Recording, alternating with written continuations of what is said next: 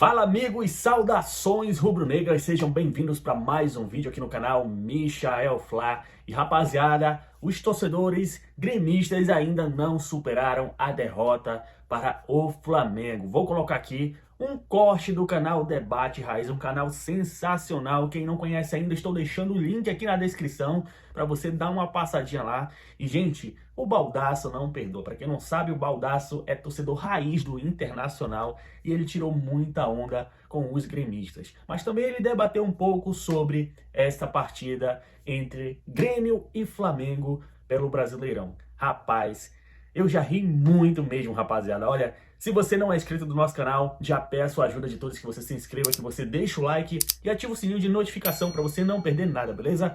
Vamos pro corte aqui. Peço a vocês que assistam até o final, porque é muito legal, rapaziada. Se liga só. Até buscando um ponto, e ele é importante que o Diogo coloca aqui.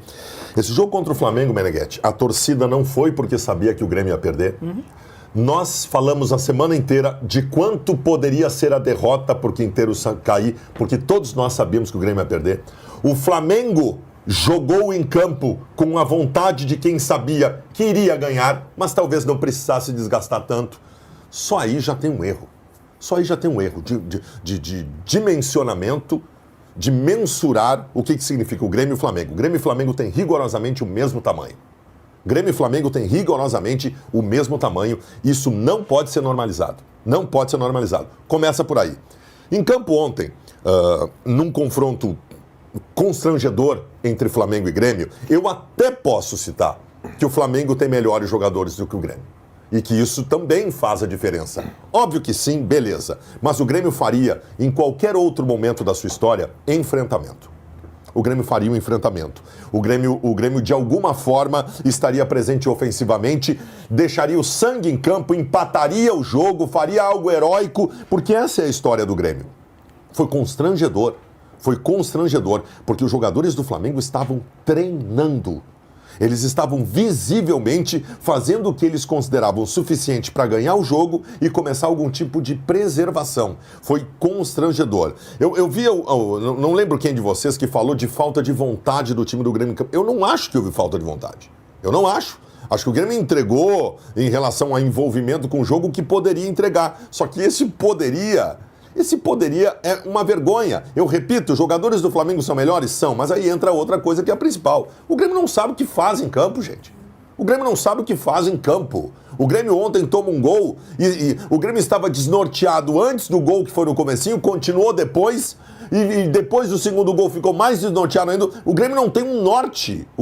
O time do Grêmio não tem um rumo. O time do Grêmio não tem um conceito. Nós estamos no meio de abril. E o Grêmio não sabe como jogar. Não é jogar bem ou jogar mal. Isso, daqui a pouco, tem as contingências do jogo até em relação à qualidade do adversário. O Grêmio não sabe o que fazer em campo, cara. Não sabe o que fazer. Eu vou dizer, o Quinteiros não estar demitido ainda neste meio-dia de segunda-feira é uma irresponsabilidade da direção do Grêmio e uma falta de respeito com o seu torcedor. JB. Eu tenho convicção, Meneghetti, que tu abriu o programa falando da multa e é a única coisa que segura o Quinteiros. O fato dele ser estrangeiro o fez conseguir colocar uma multa de 2 milhões de dólares, mais de 12 milhões de reais, ou nessa casa aí, dependendo do dólar, mas também o dólar que ele decidiu lá atrás quando fez o contrato, e isso impede a direção de fazer esse gasto absurdo, porque não há uma outra justificativa. Eu concordo com o Baldasso, tirando algumas exceções, Baldasso, tipo o Pavon, que até a sua escalação ela é completamente injustificável. Todos os outros jogadores, eles se matam em campo, eles tentam jogar, se matam é muito forte, mas eles tentam jogar, eles tentam correr. Se tu for olhar o GPS, os caras têm 12 quilômetros corridos, mas estão correndo errado. E aí dá a impressão pro torcedor ou pro cara menos avisado que é o seguinte, esse cara não tá correndo. Não, ele tá correndo errado. Ele tá tentando fazer o movimento de uma maneira equivocada. Talvez a única dúvida que eu tenho é, o Quinteiros só treina essa jogada, a gente não tem acesso aos treinos, só treina essa jogada de ligação direta. Ontem o Bright White e o Vidiaçante meio que já tinham falado de uma situação, olha, vamos tentar fazer do nosso jeito e depois a gente faz o que o treinador quer, porque não dá para jogar do jeito que o treinador quer, que é ligação direta a todo tempo. E assim, fica para mim injustificável quando, por exemplo, o treinador, sabendo que a torcida tem bronca com o Pavon, coloca ele de titular.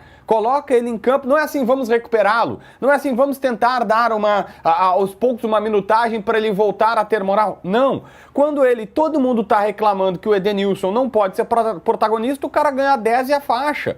Quando joga o Cristaldo, o cara começa pela ponta direita e depois vai ser centralizado. E tantas outras coisas táticas aqui. Tanto é verdade, na minha visão, que todo mundo largou, a gente vai falar especificamente sobre esse tema na sequência, mas trazendo para o lado técnico, que nenhum torcedor gremista está fazendo escândalo sobre a arbitragem, que em todos os outros momentos seria pauta para abrir o programa porque é mais um escândalo. Sabe por quê? Porque todo mundo tem noção exatamente do que tu disseste, Baldasso. O Flamengo treinou e o Flamengo faria o gol a qualquer momento que quisesse. Só que aí vai para a entrevista coletiva e o técnico diz que a campanha do Grêmio está normal, que ganha e perde como todos os outros do Campeonato Brasileiro. Ou vai para a entrevista coletiva e diz coisas do tipo, como é que ele falou ali? Não, o Grêmio está jogando bem em alguns momentos, ele só precisa, em outros ele dá uma queda e a gente precisa jogar mais tempos num bom momento. Mas qual é o bom momento que ele tá vendo? Ninguém vê isso, Meneghetti. Eu não concordo com o JB quando ele disse que os jogadores se matam em campo. Eu não vejo isso. Né? Não estou dizendo também que tem corpo mole, mas eu acho que os jogadores do Grêmio, a gente olhando, eles largaram de mão.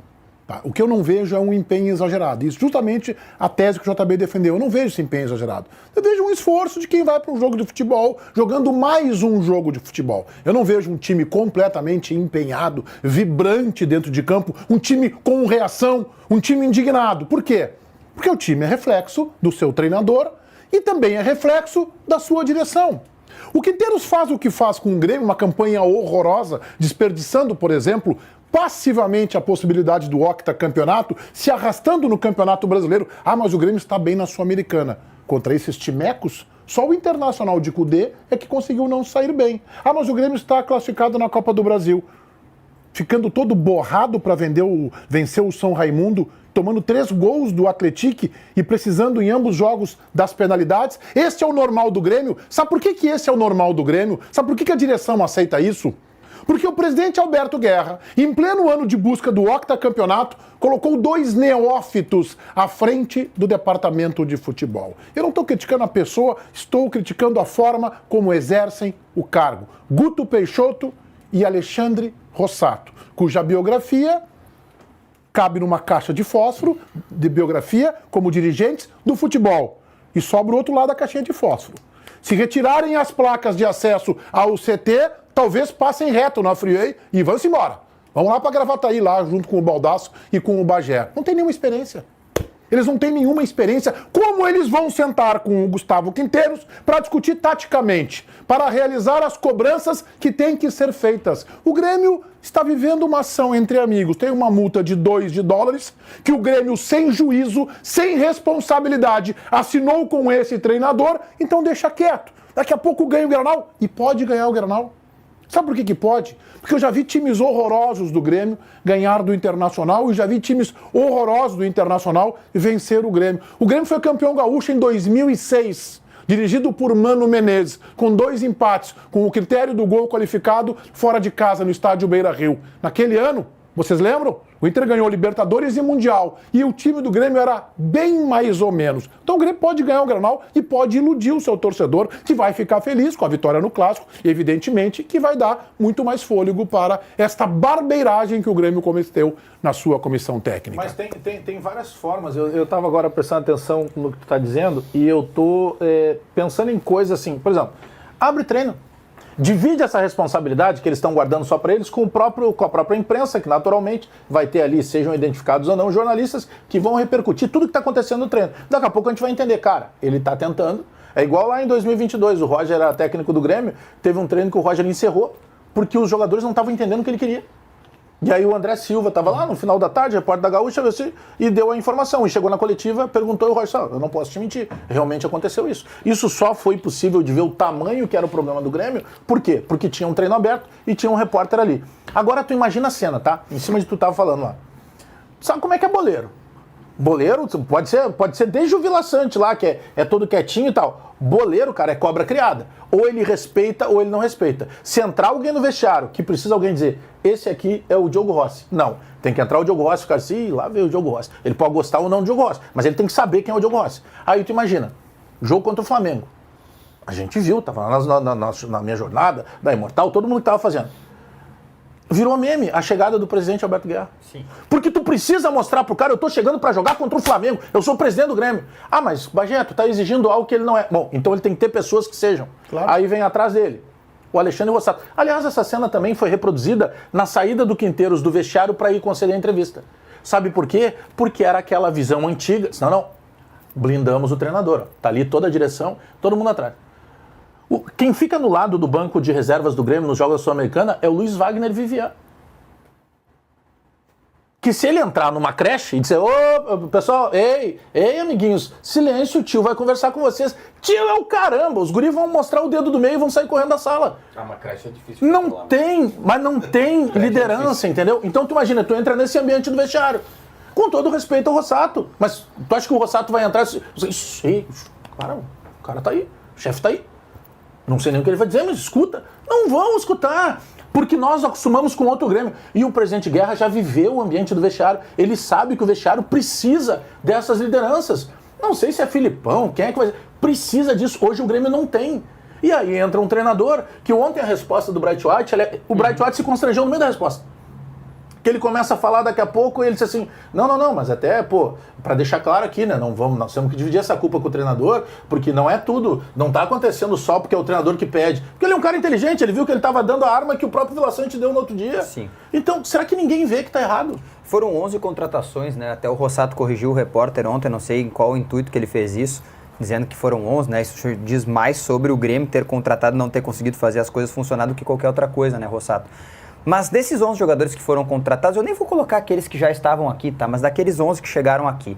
Não quero responsabilizá-los, eu quero entender. Algum deles, de fato, sabe aonde tá? Isso aí. Tirando o Thiago Volpe, assim, né? Que, passou aqui pelo Rio Grande do Sul. O Wagner Leonardo, que é uma liderança. Que é uma boa liderança e tal. Fora isso, eles sabem aonde estão? O Lucas Esteves, quando foi cobrado numa zona mista por um repórter, ele disse assim, não concordo com a tua cobrança. Não, é que tu não tá mais no Vitória, né? É. Lá no Vitória não tem a cobrança mesmo igual tem aqui. Talvez até tenha uma cobrança, obviamente, porque todos os clubes do Brasil têm uma cobrança, mas não é igual aqui. Aqui se tu ganhar por 1-0 e jogar médio, a gente reclama. Aqui se tu entrar em campo pra jogar contra o Flamengo como se fosse qualquer adversário, a gente reclama. Aqui se for campeão, a gente reclama. Porque a gente sabe o tamanho do Grêmio. Tem jogador que não sabe onde tá. O Amuso não sabe onde tá. Ele foi numa bola na linha de fundo, se perdeu todo, levantou a mão pra cabeça assim... Mas isso é todo jogo, né? Perdi. Não, Eles não sabem onde estão. Quer ver? E o que adianta eles não saberem onde estão se quem comanda eles acha que o Grêmio é assim? Mas eu acho que é um conjunto de coisas. Na faculdade a gente usa uma cadeira chamada semiótica, né? Que é tu dizer aquilo sem realmente falar, né? O que as coisas ao teu redor vão dizer mais ou menos isso, tá? Não exatamente com essas palavras. É uma figura mais técnica. Realmente falar. Mas tu entendeu. Porque eu imagino que tu tenha estudado também, que às vezes muda, mas semiótica eu acho que tem em todas as cadeiras. O JB, tem que a gente fez faculdade que o JB fez quando ele acabou, fechou a faculdade. Não, mas foi a mesma que eu fiz também. Só esperar ele estou no mesmo barco. Mas tu pega, por exemplo, assim, ó, o Grêmio quer fazer uma chamada pra torcida. Por quê? Porque viu que não estava vendendo ingresso. Vou botar o Wagner Leonardo, tem moral com o torcedor. Acho legal. Líder. Né? Tem líder? Vamos botar o Cristaldo. Nossa. Aí vai o vídeo do Cristaldo. E não é culpa do Cristaldo, nosso vizinho lá. Todo, é que ele é assim, ele não, o Cristaldo é um cara tímido. Era os vídeos... O torcedor do Grêmio, que Deus nos ajude e esperamos vocês lá no... Cara, não dá! E aí ele tá numa parede branca, se eu não me engano. Cara, pega o Kahneman lá, já que o Kahneman... Só tem um cara hoje que o torcedor para ouvir, com todo respeito aos outros. É o Kahneman. Mesmo ele não estando jogando, tu vai chamar ele pra torcida. Aí tu vai ver os comentários. Cara, aí tu clica. Eu me prestei a clicar no perfil dos caras. De repente é Colorado zoando. Não. Torcedor do Grêmio com foto na arena. Diz assim, cara, eu até ia comprar o ingresso, mas depois desse vídeo eu desisti. Então o Grêmio tem que cuidar. Pode parecer bobagem que eu tô falando, não é. É essa visão que o Grêmio passa hoje. É que... Todo mundo cresce. Vocês têm dúvida que quarta-feira o Mirassol vai fazer Copa do Mundo contra o Grêmio? Vai, óbvio. Não vai. Né? Ô, Meneghetti, jogador de futebol, é aí que está o processo todo que não funciona. Jogador de futebol, ele respeita trabalho. Ele não respeita se o cara tem currículo, se ele é bonito, se ele é estrangeiro, se ele é velho, se ele é novo. Precisa confiar em ti, tá?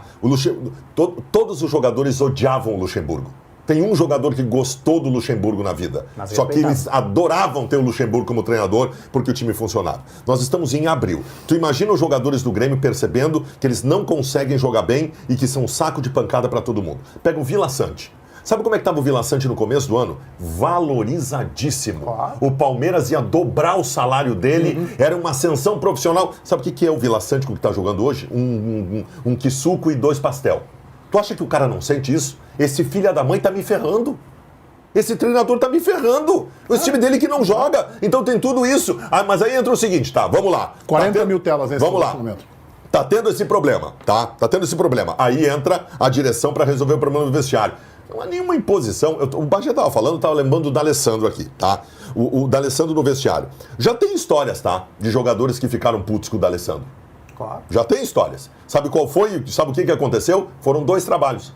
Ficar puto e deixar de ficar puto. Sim, óbvio. Porque não baixa a cabeça e vai trabalhar, é o D'Alessandro que tá ali, tu respeita. O Grêmio não tem esse cara, meu. Tem uma frase que o JB falou na semana passada que é a seguinte: ah, vocês acham que não tem cobrança no Vélez Sarsfield?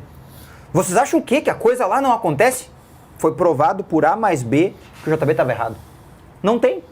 Claro que não. O treinador do Grêmio atual, que é a expressão que o Baldasso usou de tá me ferrando, esse cara tá me prejudicando, ele diz categoricamente em todas as entrevistas coletivas contra um time minimamente de algum tamanho dentro do Brasil: não, mas nós enfrentamos os grandes. Ele acha que tá no Vélez ainda.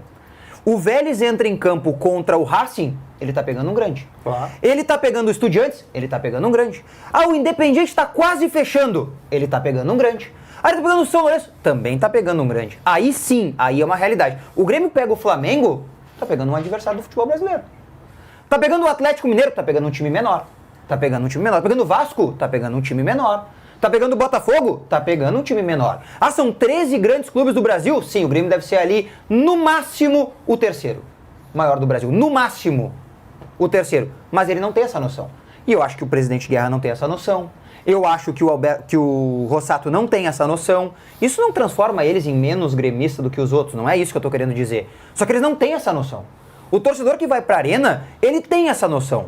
Aí tu pensa assim, o jogador vai entrar em campo, o treinador diz assim: pá, hoje nós vamos enfrentar um grande, hein? Imagina, vamos pegar um grandão. Cara, tu já entra em campo menor. Pelo amor de Deus, olha, eu tô apavorado com o que fizeram com Vamos chamar o Matheus. Como eu disse, os gremistas ainda não superaram a derrota. O que vocês falariam pra eles agora mesmo, meus amigos? Já comenta aqui embaixo, deixa aqui nos comentários o que você falaria para os nossos amigos gremistas aí. Eles acham que tem o mesmo tamanho do Flamengo. Será mesmo? O que vocês acham? Bom, esse foi mais um vídeo. Se inscreva, deixa o like e ativa o sininho de notificação para você não perder nenhum vídeo, beleza? Um forte abraço e até a próxima. Saudações rubro-negras!